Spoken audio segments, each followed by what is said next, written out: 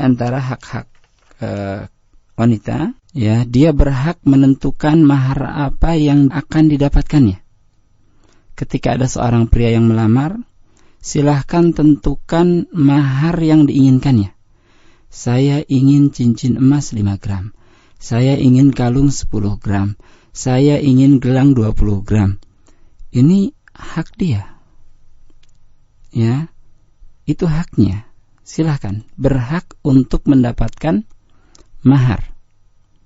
Tinggal ditanya pada calon suaminya apakah sanggup atau tidak, berani atau tidak. Ya, walaupun ada satu hadis dari Rasulullah SAW, di antara ciri-ciri seorang wanita yang berkah yaitu yang mudah maharnya, tidak terlalu mempersulit. Ya. Dan ketika dia mendapati seorang calon suami, kita tahu dia ini banyak hartanya, maka boleh meminta mahar, ya, yang cukup besar. Ini tidak bukan satu aib, ya, ketika dia menentukan satu mahar. Ini berdasarkan firman Allah Azza wa Jalla dalam surat An-Nisa ayat 4, A'udzubillahi minasyaitonir rajim, wa atun nisaa sadaqatihinna nihlah. Ya, dan berilah mahar-mahar untuk wanita sebagai pemberian. Ini. Jadi Allah Azza wa Jalla memerintahkan kepada laki-laki untuk memberikan mahar kepada wanita yang akan dinikahinya. Ya. Nah, di sini pun jelas sekali keadilan Allah Azza wa Jalla dalam hal waris ketika seorang pria dia mendapatkan, ya, 2 kali lipat daripada wanita ketika sama-sama, ya, adik kakak pria dan wanita, maka pria dan wanita ini, ya, pria mendapatkan 2 kali lipat dari pendapatan saudaranya, ya, ketika bapaknya atau ibunya yang meninggal. Itu dikarenakan sang wanita ketika dia nikah, dia akan mendapatkan mahar. Sedangkan sang pria ketika dia nikah, dia memberikan mahar. Jadi kebutuhan laki-laki lebih banyak daripada kebutuhan wanita. Kemudian ketika setelah bersuami, setelah beristri, seorang istri dia berhak mendapatkan nafkah dari suaminya, tidak perlu mengeluarkan hartanya sama sekali. Ya. Kemudian adapun bagi seorang laki-laki, dia harus memberikan nafkah untuk istrinya, ya, dan juga untuk anak-anaknya.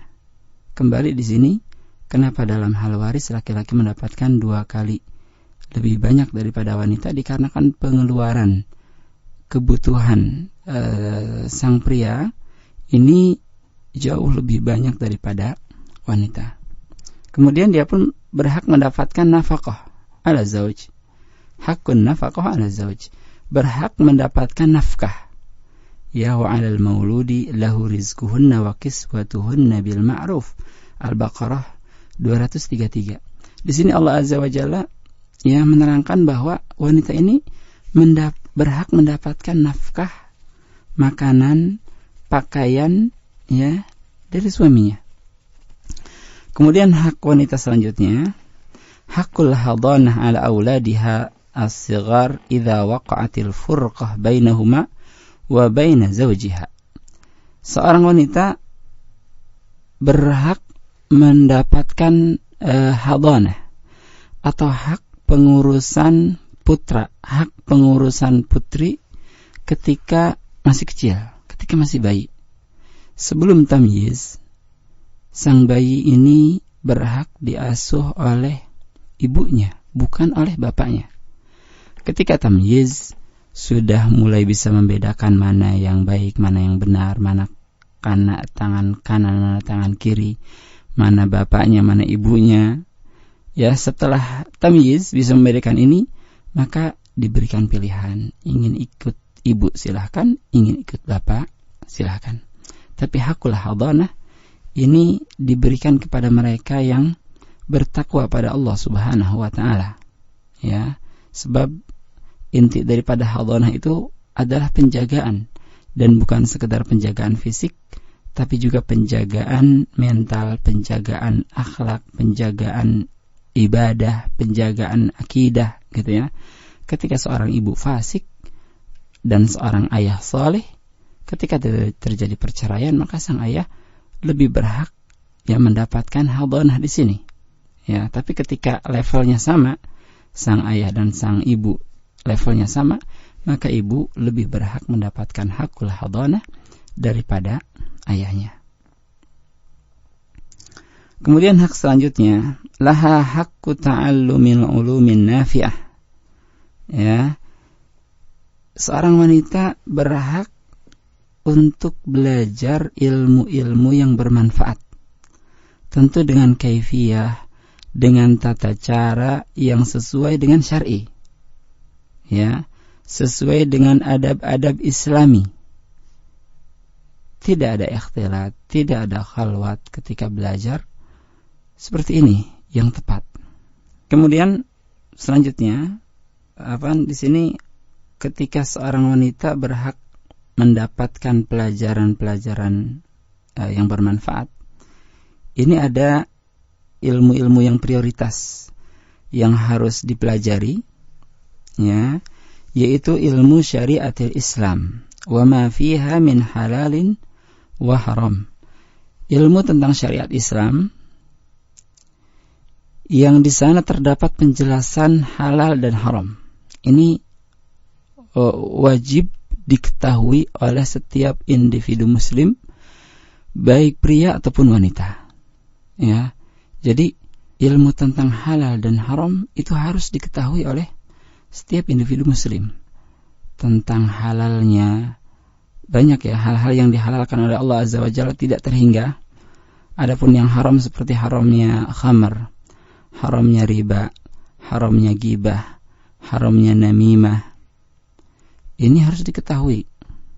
Ya, haramnya menikahi ibu, haramnya menikahi saudari, haramnya menikahi putri, ini harus diketahui oleh seorang pria.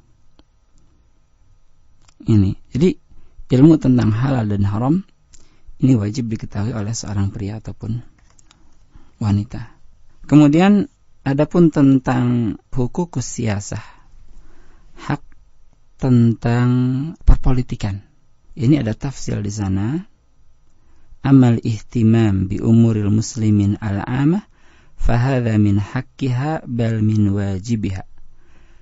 Jika perpolitikan ini maksudnya adalah memperhatikan kepentingan kaum muslimin secara umum, ini termasuk hak wanita, bahkan termasuk kewajiban setiap individu muslim dan muslimah.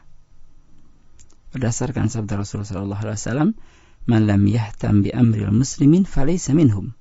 Siapa yang tidak memperhatikan urusan orang-orang muslim, maka dia bukan termasuk ke dalam mereka.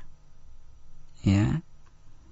Tapi jika maksudnya ikut ke dalam parlemen yang dikenal sekarang, maka ini haram.